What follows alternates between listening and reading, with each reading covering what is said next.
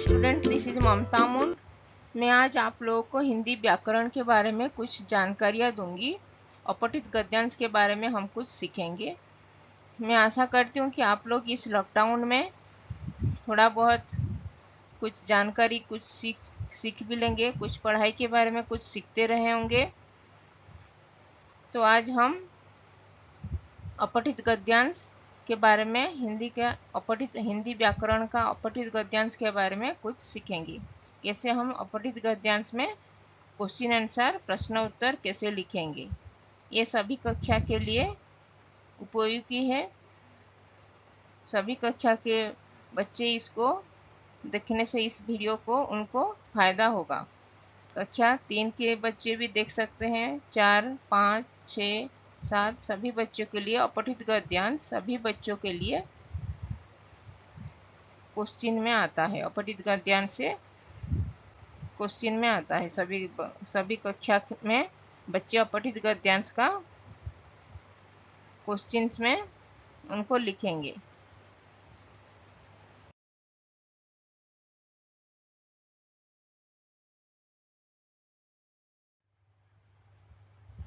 अभी हम पहला जो ये अपठित गद्यांश दिया हुआ है, पहला उस अपठित गद्यांश का पहले उसको पढ़ेंगे और फिर उसके बारे में जो प्रश्न दिया जाएगा हम उसके प्रश्न का उत्तर देंगे। जैसे इंग्लिश में पैसेज एक पैराग्राफ दिया होता है और उसका हम पढ़ के उसका क्वेश्चन का आंसर हम लिखते हैं, वैसे ही हिंदी में गद्यांश होता है। उसको पहले हम पढ़ेंगे, उसको समझकर फिर उसके बारे में क्वेश्चन दिया हो जाएगा, प्रश्न दिया जाता है। फिर उस प्रश्न का उत्तर हम इसी गद्यांश से ही लेके उसको लिखेंगे। पहले हमको इस गद्यांश को ठीक से पढ़ना पड़ेगा। तो पहले हम इस गद्यांश को पहले पढ़ते हैं। निम्नलिखित गद्यांशों को पढ़कर प्रश्नों के उत्तर दीजिए। 3 दिसंबर 1984 को 3 दिसंबर 1984 को भोपाल में एक फैक्ट्री से, भोपाल कहाँ पे है? भोपाल मध्य प्रदेश स्टेट में है। भोपाल में एक फैक्ट्री से, कहाँ पे हुआ था? भोपाल का फैक्ट्री जो कारखाना है वहाँ पे हुआ था। मिथाइल आइसोसाइनेट नामक एक बेहद जहरीली एवं जानलेवा गैस रिसकर हवा में मिल गई। उस फैक्ट्री में क्या हुआ था? मिथाइल आइसोसाइनेट एक गैस का नाम है। वो गैस बहुत ही जहरीली एवं जानलेवा, वो जहरीली मीन्स पॉइजनस एवं जानलेवा मीन्स उसके वजह से लोग मर जाते हैं। जानलेवा गैस रिसकर हवा में मिल गई।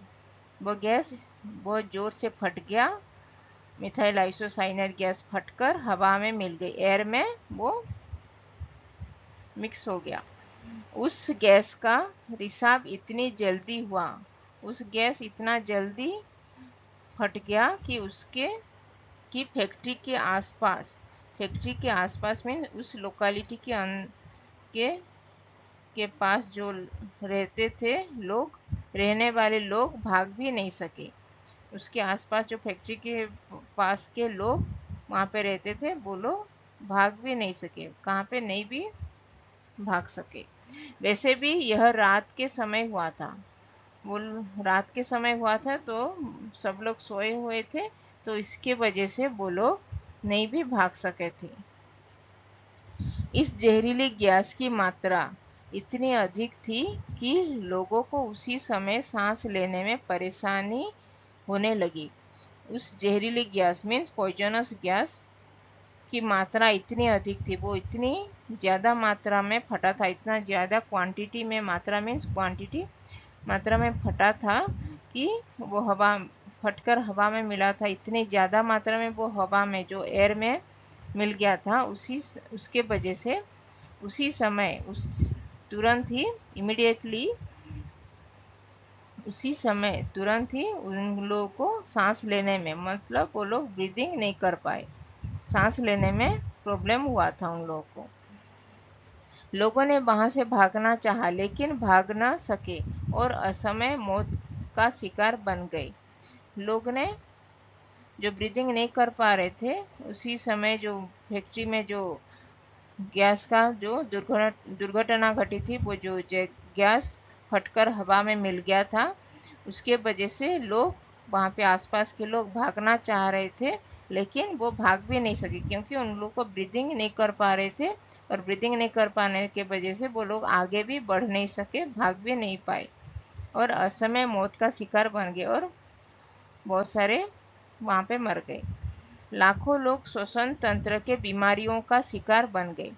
बहुत सारे लाखों लोग, श्वसन तंत्र मीन्स हमारी जो रेस्पिरेटरी रेस्पिरेटरी सिस्टम है, उस रेस्पिरेटरी सिस्टम के डिजीज, जो ब्रीदिंग नहीं कर पाके उसका डिजीज उनको हो गया। बीमारियों का शिकार, लाखों लोग श्वसन तंत्र के बीमारियों का शिकार बन गए और बाद में भी लोग मर गए। श्वसन तंत्र जो ब्रीदिंग नहीं कर पाके रेस्पिरेटरी सिस्टम उनका डैमेज हो गया और उसके वजह से बहुत सारे लोग मर गए। यहाँ तक कि उस समय के बाद कुछ सालों तक अपंग बच्चे पैदा हुए। बहुत सालों तक, वो 1984 के बाद, बहुत आफ्टर 2-3 इयर्स, बहुत सारे बच्चे जो पैदा हुए वो अपंग means handicapped, physically not developed, वो अपंग बच्चे मतलब हैंडीकैप बच्चे पैदा हो रहे थे। उन्हें स्वास्थ्य संबंधी कोई रोग था। जो बच्चे पैदा हो रहे थे उनको ब्रीदिंग में भी, उनको जो ब्रीथ भी नहीं कर पा रहे थे ठीक से, ब्रीदिंग प्रॉब्लम हो रहा था जो बच्चे पैदा हो रहे थे। उसके बाद पेड़ पौधों के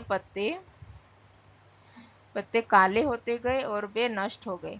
उस जहरीली गैस की मात्रा इतनी जोर से वो फटा था, इतनी जोर से जहरीली गैस का मात्रा इतना बहुत ही अधिक मात्रा में फटकर वो हवा में मिल गया था। उसके वजह से लोग भी वो मर गए और पेड़ पौधे जो प्लांट्स ट्रीज था वहाँ पे भोपाल में, वो उसका पत्ते जो लीव्स था वो ब्लैक कलर का हो गया और वो सूख के वो ब्लैक कलर होके वो पेड़ भी मर गया, नष्ट हो गए। आज इतने सालों बाद भी लोग इन बीमारियों का परिणाम भुगत रहे हैं। 1984 के बाद बहुत साल भी हो गया अभी, उसके बाद भी बहुत सारे लोग वहाँ पे भोपाल में जो लोग रहते हैं उसके वजह से, ये गैस फटने के वजह से, उसके बाद भी 1984 के बाद भी इस बीमारियाँ जो ब्रीदिंग सिस्टम उनका डैमेज हो रहा था, जो श्वसन तंत्र मीन्स रेस्पिरेटरी सिस्टम डैमेज होके जो बीमारियाँ उनको हुआ था, उसी बीमारियाँ का परिणाम जो उसका अभी भी वहाँ पे उनको ब्रीदिंग लेने में, सांस लेने में परेशानी अभी भी हो रहा है।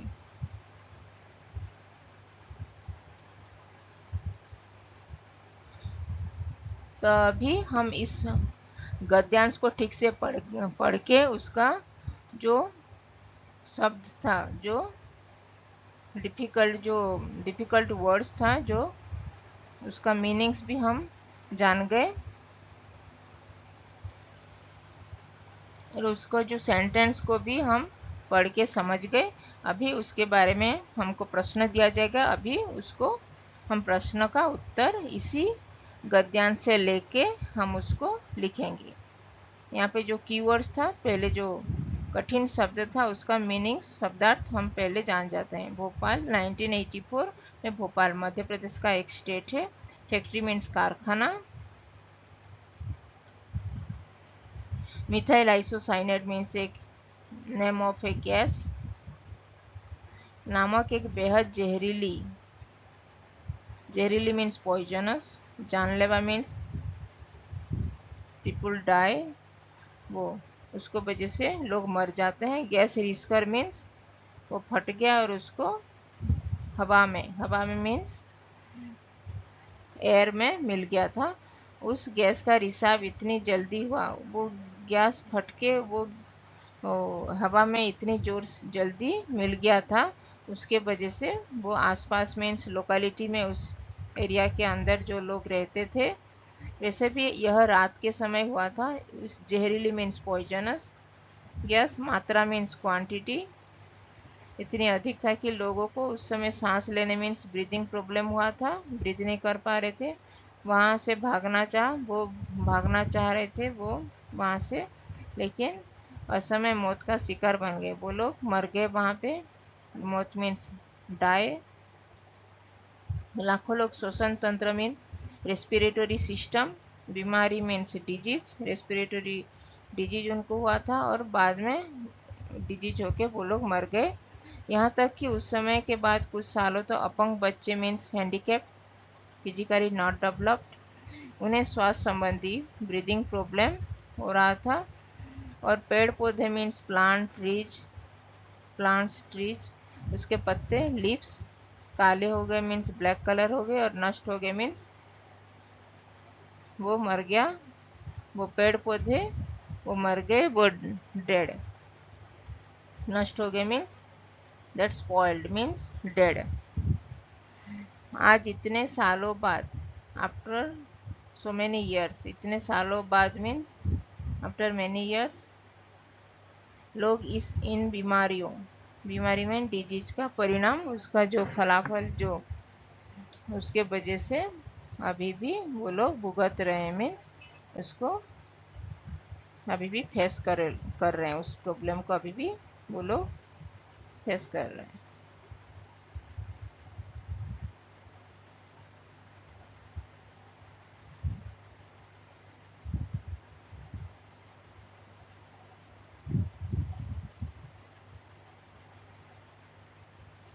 तो अभी हमको उस प्रश्न का कुछ प्रश्न दिए जाएंगे। उस प्रश्न का हम इसी गद्यांश से ही लेके उसका उत्तर लिखेंगे।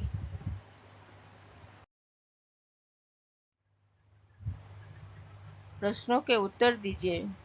प्रश्न है, लोग किस बीमारी का शिकार हो गए? श्रवण संबंधी, नेत्र संबंधी, श्वसन संबंधी, मुख संबंधी। श्रवण मीन्स ईयर, नेत्र मीन्स आई, श्वसन मीन्स ब्रीदिंग जो रेस्पिरेटरी, नोज, मुख मीन माउथ। उत्तर है श्वसन संबंधी, ब्रीदिंग जो रेस्पिरेटरी सिस्टम, श्वसन संबंधी बीमारी का शिकार हो गए थे। लोग किस बीमारी का शिकार हो गए? लोग श्वसन संबंधी बीमारी का शिकार हो गए। ख में दिया गया है 1984 भोपाल की फैक्ट्री में कौन सी दुर्घटना घटी? 1984, उत्तर है 1984 भोपाल की फैक्ट्री में मिथाइल आइसोसाइनेट नामक एक जहरीली एवं जानलेवा गैस का दुर्घटना घटी थी। एक्सीडेंट हुआ था वहां पे जो।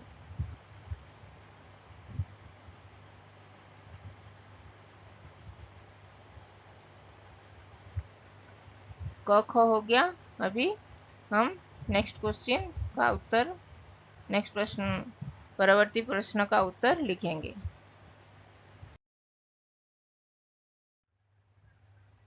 गौ का प्रश्न है,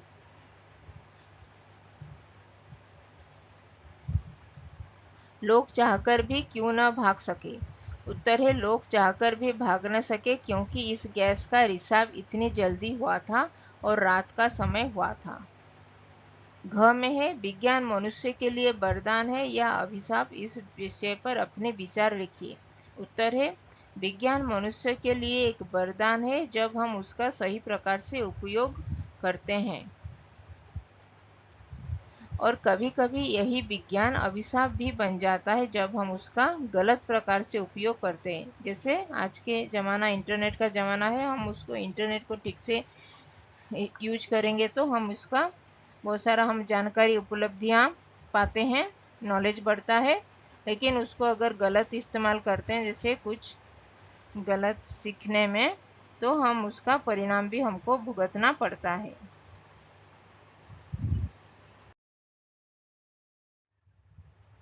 अभी वो का प्रश्न दिया गया है, प्रथम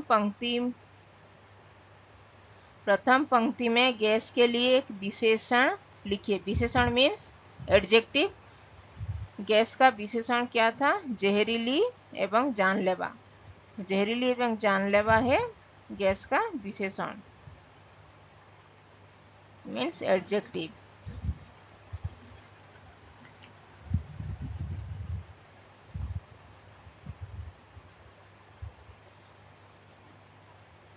और नंबर 2 में है उपयुक्त उपयुक्त गद्यांशों में संज्ञा शब्द छांट कर लिखिए।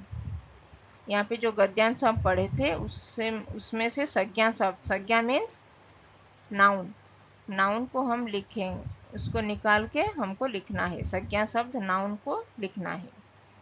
संज्ञा शब्द नाउन है इस गद्यांश में Bhopal, name of the place, factory, methyl isocyanate वो गैस का नाम, सांस ब्रीदिंग, श्वसन तंत्र रेस्पिरेटरी सिस्टम, पेड़ पौधों ट्रीज, पत्ते लीव्स, ये सब है संज्ञा शब्द। इस गद्यांश का ये सब संज्ञा शब्द हम पढ़े थे। इसका संज्ञा शब्द हमको उस गद्यांश से हमको निकाल के यहाँ पे लिखना है। संज्ञा मीन्स नाउन।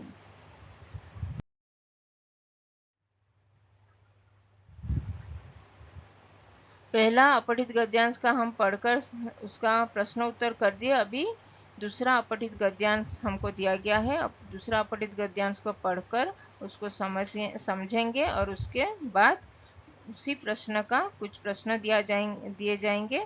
प्रश्नों का हम उत्तर इसी गद्यांश से लेकर हम उसका उत्तर लिखेंगे। निम्नलिखित गद्यांश को पढ़कर उत्तर दीजिए। डॉक्टर कलाम means APJ Abdul Kalam. Doctor Abdul Kalam जो हमारे प्रेसिडेंट थे, वैज्ञानिक थे। डॉक्टर कलाम दृढ़ इच्छा शक्ति वाले वैज्ञानिक थे। दृढ़ मीन्स उनका इच्छा शक्ति, विल पावर बहुत ही स्ट्रांग था। दृढ़ मीन्स स्ट्रांग एवं इच्छा शक्ति विल पावर वाले वैज्ञानिक थे, साइंटिस्ट थे। कौन थे scientist? Doctor APJ Abdul Kalam दृढ़ इच्छा शक्ति, बहुत ही उनका स्ट्रांग विल पावर था, वो वैज्ञानिक थे। वे भारत को विकसित देश बनने का सपना संजोए हुए थे। वो भारत को विकसित मीन्स डेवलप कंट्री बनाने के लिए वो ड्रीम देखते थे, सपना देखते थे। ड्रीम, सपना मीन्स ड्रीम। उनका मानना था कि भारतवासियों को व्यापक दृष्टि से सोचना चाहिए। वो मानते थे कि भारतवासी जो people of India, Indian people, Indians को व्यापक दृष्टि से उनका जो सोच बढ़ाकर उन सोच में उनको ज़्यादा अच्छी कुछ सोच के भारत के लिए कुछ अच्छे से भारत को जैसे विकसित देश बनाने के लिए हमको अच्छा प्रयास करना चाहिए। व्यापक दृष्टि से सोचना चाहिए, हमको सोचना चाहिए। हमें अब सपने देखने चाहिए। हमको सबको वो बोलते थे कि सबको सपने देखना चाहिए। बहुत सारे सपने देखो और उस सपने को साकार करने के लिए हमको कड़ी मेहनत भी हम करेंगे उसके सपने को पाने के लिए। सपनों को विचारों में बदलना चाहिए। वो सपने जो देखते हैं, मैं ये करूँगा वो करूँगा, वो सपने को विचारों में बदलने के लिए हमको कड़ी मेहनत भी करना चाहिए। सपनों को विचारों में बदलना चाहिए। वो विचारों को कार्यवाही के माध्यम से हकीकत में बदलना चाहिए। जो हम सपने देखते हैं, जो हम सोते के टाइम में देखते हैं, उस सपने को उसके बाद हम उठकर उस सपने जो देखते हैं उसको हम करने के लिए हम हकीकत जो रियल में उस सपना को रियल में हम करने के लिए उसके कड़ी मेहनत भी हमको करना चाहिए। विचारों को कार्यवाही के माध्यम से हकीकत में बदलना चाहिए। डॉक्टर कलाम तीसरे ऐसे वैज्ञानिक है। तीसरे मीन्स थर्ड वैज्ञानिक साइंटिस्ट थे जिन्हें भारत का सर्वोच्च सम्मान दिया गया। भारत का सर्वोच्च सम्मान भारत रत्न दिया गया था। सर्वोच्च सम्मान भारत रत्न उनको दिया गया था। सर्वोच्च सम्मान भारत रत्न उनको दिया गया था। उन्हें पद्म भूषण तथा पद्म विभूषण से भी सम्मानित किया गया था। पद्म भूषण एवं पद्म विभूषण भी अवार्ड है, उससे भी उनको सम्मानित किया गया था, उनको दिया गया था। भारत को उन पर गर्व है। गर्व मीन्स प्राउड। भारत ऐसे महान वैज्ञानिक को पाके भारत गर्वित है। इतनी उपलब्धियां प्राप्त करने के बावजूद अहंकार कलाम जी को छू तक भी नहीं पाया। इतनी सारी वो उनको जो अवार्ड्स मिले थे, भारत रत्न, पद्म भूषण, पद्म विभूषण, उसके प्राप्त करने के बावजूद भी उनको अहंकार, जो उनका ईगो नहीं था, उनको कुछ भी घमंड नहीं था। कलाम जी कुछ को छू भी नहीं पाया था। सहज स्वभाव के एक भावुक व्यक्ति थे, इमोशनल पर्सन, वो सेंटिमेंटल इमोशनल पर्सन थे। सहज स्वभाव, वो उनका जो स्वभाव, जो नेचर था, वो भावुक इमोशनल थे। उन्हें कविताएं लिखना, कविता मीन्स पोएम्स लिखते थे। बीणा बजाते थे तथा बच्चों के साथ रहना पसंद था। वो बच्चों के साथ हमेशा रहते थे, उनके साथ बातचीत करते थे, उनको कुछ ना कुछ सिखाते थे। वे सदा जीवन उच्च विचार में विश्वास रखते थे। वो हमेशा उच्च विचार, वो उनका जो सोचने का, जो उनका हाई थिंकिंग वो रखते थे। कलाम साहब का जीवन हम सभी के लिए प्रेरणादायक है। कलाम जी तपस्या और कर्मठता के प्रतिमूर्ति है। वो हमेशा काम में ही विश्वास करते थे, कर्म ही भगवान है बोल के मान के वो हमेशा कर्म ही को ही तपस्या समझ के वो करते थे। राष्ट्रपति पद के शपथ लेते समय दिए गए भाषण में उन्होंने कबीरदास जी के इस दोहे का उल्लेख किया था। वो राष्ट्रपति जब बने थे तभी जो शपथ लिए थे, जो ओथ लेते हैं, तभी वो कबीरदास जी जो पोएट थे, कवि थे, वो उनका एक दोहा था, उसका पंक्ति वो पढ़े थे वहाँ पे, जो राष्ट्रपति पद के शपथ लेने के समय। क्या था वो दोहा? काल करे सो आज कर, आज करे सो अब।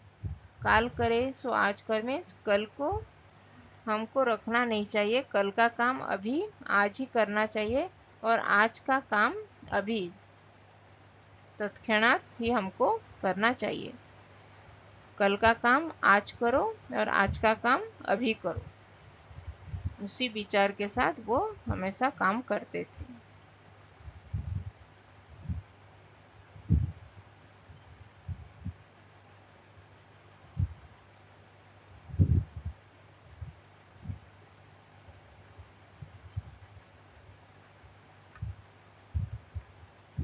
अभी हम इस गद्यांश को पढ़ के समझ गए। अभी हमको प्रश्न का उत्तर लिखना पड़ेगा।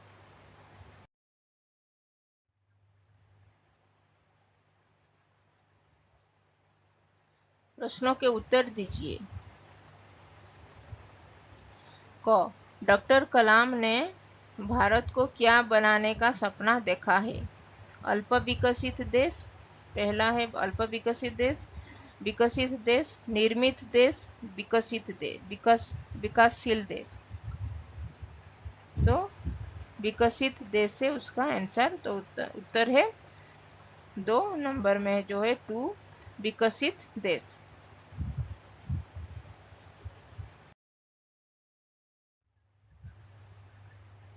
ख में दिया गया है, डॉक्टर कलाम किस प्रवृत्ति के व्यक्ति थे? असहज, दयालु, भावुक, क्रूर। उत्तर है भावुक। 3 नंबर में जो है भावुक। डॉक्टर कलाम भावुक प्रवृत्ति के व्यक्ति थे।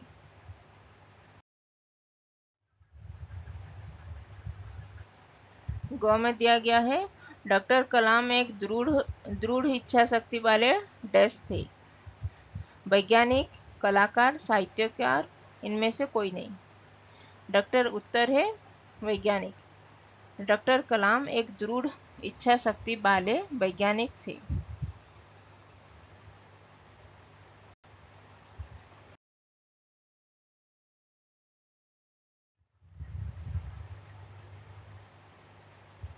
घ में दिया गया है प्रश्न है डॉक्टर कलाम को क्या क्या बेहद पसंद था।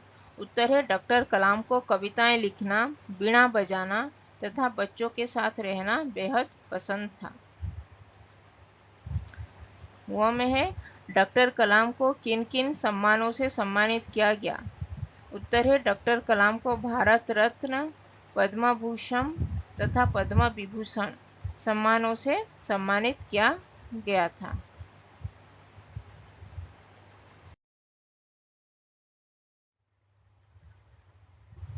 चौ का प्रश्न है डॉक्टर कलाम की तरह आप भारत को आगे बढ़ने के लिए क्या प्रयास करेंगे। उत्तर है डॉक्टर कलाम की तरह हम भारत को एक विकसित देश बनाने के लिए हम अपने सपनों को विचारों में बदल के उसको कार्यवाही के माध्यम से हकीकत में बदलने की प्रयास करेंगे।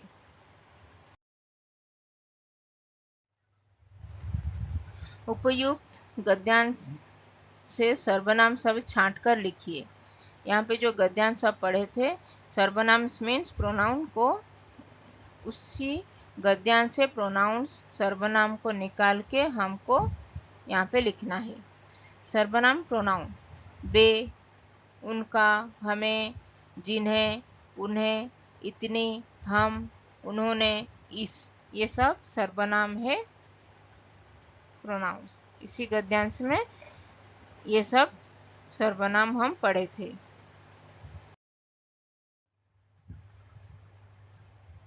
अभी हम तीसरा अपठित गद्यांश के बारे में पढ़ेंगे और उसको समझकर कुछ प्रश्न हमको दिया जाएगा, प्रश्न का हम उत्तर लिखेंगे। पहले हमको इस गद्यांश को ठीक से पढ़कर समझना है। निम्नलिखित गद्यांश को पढ़कर प्रश्नों के उत्तर दीजिए।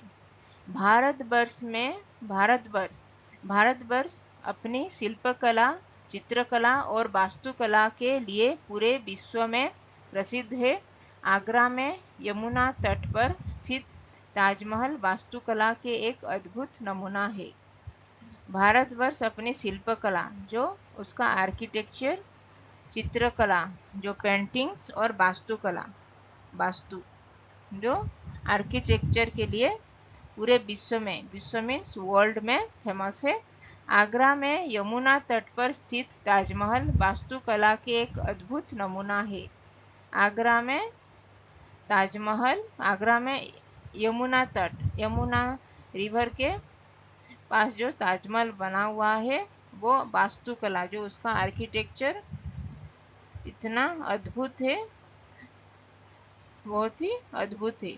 उसका आर्किटेक्चर जो बना गया है ताजमहल, आगरा के यमुना तट के, यमुना किनारे वो ताजमहल है। यह अपनी निर्माण कला के कारण ही यह विश्व के 7 अजूबों में से एक है। निर्माण कला जो उसका जो आर्किटेक्चर जो उसी समय जो बनाए थे, विश्व के 7 अजूबों मतलब 7 वंडर्स, वर्ल्ड के 7 जो वंडर्स हैं उनमें से एक है आगरा के ताजमहल। इंडिया का ताजमहल वो 7 वंडर्स में से एक है। सफेद संगमरमर से बने ताज की अनुपम सुंदरता को देखकर विदेशी पर्यटक दांतों तले उंगली दबा लेते हैं। भारतवर्ष मीन्स इंडिया कंट्री, शिल्पकला आर्किटेक्चर, चित्रकला पेंटिंग्स, वास्तुकला आर्किटेक्चर, फिर विश्व मीन्स वर्ल्ड में प्रसिद्ध means famous. Agra one of the city in UP. Yamuna तट पर, यमुना रिवर स्थित ताजमहल वास्तुकला आर्किटेक्चर के अद्भुत, बहुत ही वंडरफुल है। अपनी निर्माण कला आर्किटेक्चर के कारण ये विश्व के 7 अजूबों 7 वंडर्स में से एक है। सफेद संगमरमर से बने ताज की अनुपम सुंदरता को देखकर विदेशी पर्यटक दांतों तले उंगली दबा लेते हैं। सफेद संगमरमर मीन्स जो व्हाइट कलर के जो मार्बल्स में जो बना हुआ है ताजमहल की बहुत ही सुंदरता, ब्यूटीफुली बहुत ही सुंदर से बनाए गए थे उस समय। तो उसको देखकर विदेशी पर्यटक दांतों तले उंगली दबा लेते हैं। विदेशी पर्यटक जो फॉरेन एब्रोड से जो आते हैं, फॉरेन कंट्री से ट्रेवलर्स, दांतों तले उंगली दबा लेते हैं उसको, उनको आश्चर्यचकित, उसको देखकर वो आश्चर्यचकित, सरप्राइज हो जाते हैं। ताजमहल के निर्माण बादशाह शाहजहां ने अपनी बेगम मुमताज के लिए करवाया था, उसके याद में करवाया था ताजमहल का निर्माण। वो उसका निर्माण जो बिल्ड बादशाह जो मुगल एम्परर शाहजहां, जहांगीर का बेटा शाहजहां, मुगल एम्परर शाहजहां ने अपनी बेगम जो उसकी वाइफ थी Mumtaz, one of the wife of Shahjahan, के लिए करवाया था। उसके याद में, वो मरने के बाद उसके याद में, मेमोरी में, मुमताज की मेमोरी में वो शाहजहां ने ये किया था ताजमहल। उसका निर्माण लगभग 20,000 मजदूरों ने 20 वर्षों में किया था। ताजमहल का निर्माण उसी समय 20,000 मजदूर मीन्स 20,000 लेबरर्स वहाँ पे लगे थे काम करने में, और 20 वर्षों 20 ईयर्स लगा था ये ताजमहल बनने के लिए। ताजमहल बनने के लिए 20,000 मजदूर, 20,000 लेबर लगे थे, और 20 ईयर्स में ये कंप्लीट हुआ था ताजमहल का निर्माण। ताजमहल के प्रवेश द्वार पर लाल पत्थर लगे हैं। जो ताजमहल का जो एंट्री गेट है उसमें लाल पत्थर, रेड कलर का स्टोन लगा हुआ है, जिन पर पवित्र कुरान की आयतें खुदी हुई। जो लाल पत्थर जो लगा हुआ है उसमें पवित्र Quran one of the holy books of Muslim people, Muslim लोगों का जो कुरान है, कुरान में जो आयतें, जो उनका जो कुरान में जो लिखा गया है, उसको ताजमहल के जो प्रवेश द्वार एंट्री गेट में जो लाल पत्थर लगा हुआ है उसमें लिखा गया है कुरान में जो लिखा गया है। ताज की गुंबद और मीनारे दूर से ही दिखाई देते हैं। ताज की गुंबद जो पिलर्स है, मीनार पिलर से उस बहुत दूर से ही दिखाई देते हैं। ताजमहल एक भव्य चबूतरे पर बना है। एक पिलर बहुत ही एक सुंदर से पिलर में बना हुआ है। इसके चारों कोनों पर 4 मीनारे हैं। 4 कोने पर मीनार से 4 पिलर से। ताजमहल में शाहजहां की कब्रें हैं। ताजमहल में शाहजहां का भी कब्र मीन्स उसका जो मरने के बाद उसको वहां पे दफनाया गया था। शरद पूर्णिमा की चांदनी रात में ताज ऐसा प्रतीत होता है मानो दूध से नहाया हुआ है। शरद पूर्णिमा की चांदनी रात में जो फुल मून दिन, चांदनी फुल मून के दिन ताजमहल बहुत ही सुंदर दिखाई देता है फुल मून में। जैसे दूध में जो सफ़ेद व्हाइट मार्बल से ताजमहल बना हुआ है, तो वो फुल मून के दिन, शरद पूर्णिमा के दिन, फुल मून के दिन वो दूध व्हाइट, ऐसे जैसे वो व्हाइट मून होता है उसी के दिन, फुल मून के दिन दूध से, जैसे ताज को देखने से ऐसे दिखता है कि दूध से नहाया हुआ है, जो मिल्क से वो बात करके आया है, जैसे वो दिखता है ताजमहल। अपनी सुंदरता और कारीगरी के कारण यह पूरे विश्व में प्रसिद्ध है। इसकी जो सुंदरता, वो जो ब्यूटीफुली आर्किटेक्चर है, कारीगरी जो आर्किटेक्चर वहाँ के जो बनाए हुए हैं, जो पेंटिंग्स आर्किटेक्चर, उसी कारण से ही विश्व में यह प्रसिद्ध है। विश्व में, पूरी वर्ल्ड में ये फेमस है।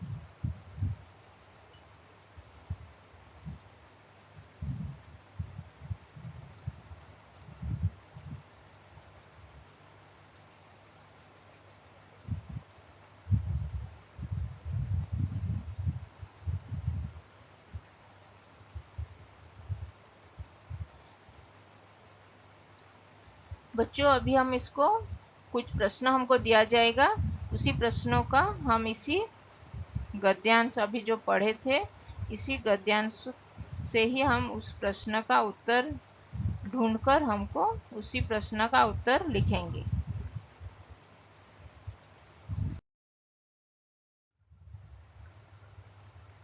एक वाक्य में उत्तर दीजिए। भारतवर्ष किस बात के लिए प्रसिद्ध है? उत्तर है भारतवर्ष अपनी चित्रकला, शिल्पकला और वास्तुकला के लिए प्रसिद्ध है। ये हम पढ़े थे। भारतवर्ष अपनी चित्रकला, शिल्पकला और वास्तुकला के लिए प्रसिद्ध है। ख में दिया गया है ताजमहल के प्रवेश द्वार की क्या विशेषता है? ताजमहल, उत्तर है ताजमहल के प्रवेश द्वार पर कौन सा कलर के पत्थर दिया गया है? लाल कलर, लाल पत्थर लगे हैं। ताजमहल के प्रवेश द्वार पर लाल पत्थर लगे हैं जिन पर पवित्र कुरान, मुस्लिम होली बुक्स होता है जो, जिन पर पवित्र कुरान की आयतें खुदी हुई, उनका कुछ लिखा हुआ कुरान में जो उसको वहाँ पे खुदाई किए हैं, उनको इस पिलर में उसको प्रिंट करके किए हैं। पत्थर में, स्टोन में जो लिखते हैं वैसे करके ताजमहल में वो प्रवेश द्वार, एंट्री गेट में लाल पत्थर में वो जो हुआ है उसमें से कुरान की कुछ लिखाई वहाँ पे खुदाई किए हैं।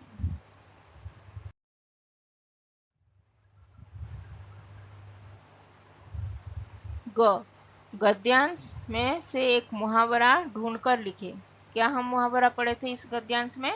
दांतों तले उंगली दबाना मीन्स इसका अर्थ है वो देख के आश्चर्यचकित हो जाना। रिक्त स्थान की पूर्ति कीजिए। इसका निर्माण लगभग डैश मजदूरों ने डैश में किया था। उत्तर है 20,000 मजदूरों ने 20 वर्ष में किया था। इसका निर्माण लगभग 20,000 मजदूरों ने 20 वर्ष में किया था।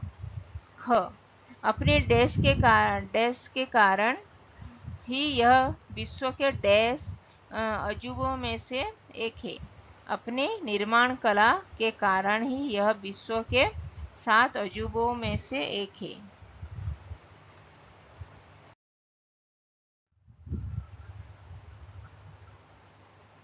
थर्ड में है उपरयुक्त गद्यांश से क्रिया शब्द छांटकर लिखिए। क्रिया शब्द मीन्स वर्ब। ये गद्यांश में जो हम पढ़े उसमें से जो क्रिया शब्द वर्ब्स था उसको हम ढूंढ के निकाल के यहाँ पे लिखना है।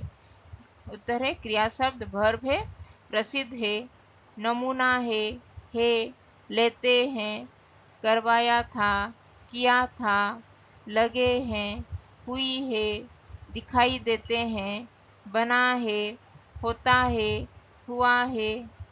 ये सब वर्ब्स जो एक्शन वर्ड्स है उसको यहाँ पे लिखना है। ये गद्यांश में से ही हमको निकाल के क्रिया शब्द यहाँ पे लिखना है। बच्चों हम लोग अपठित गद्यांश का सारे प्रश्नों का उत्तर लिख लिए। पहले अपठित गद्यांश को ठीक से पढ़ेंगे और उसको समझेंगे, शब्द का मीनिंग्स, शब्दार्थ समझ के, सेंटेंस समझ के, वाक्यों को समझ के उस अपठित गद्यांश का क्या लिखा गया है उसको समझ के ठीक से फिर बाद में हम प्रश्न का उत्तर लिखेंगे। तो आज हम लोग सीख गए कैसे अपठित गद्यांश का प्रश्न उत्तर करेंगे। तो अब अगर इस वीडियो को आपको अच्छा लगा तो उस वीडियो को लाइक, कमेंट, शेयर कीजिए और अभी तक अगर कोई भी मेरा चैनल सब्सक्राइब नहीं किया है तो मेरा चैनल को सब्सक्राइब कीजिए और मैं बेल आइकन को भी क्लिक कीजिए, तभी वो फ्यूचर में अगर मैं कुछ भी अच्छा वीडियो अपलोड करूँगी जो फ्यूचर में मेरा जो वीडियो अपलोड होगा तो भी आपको इजीली आप उसको देख पाएंगे। Keep learning, keep watching and subscribe my YouTube channel. Thank you. Thanks for watching. If you like this video, please click the like button and share this. If you have not subscribed my channel, please subscribe my YouTube channel and hit the bell icon for getting notification of future videos. If you have any doubts, then please write in comment section and I will reply. Thank you. Please keep subscribe my YouTube channel and share more and more. Thanks for watching. Keep learning, keep watching and subscribe my YouTube channel. Thank you.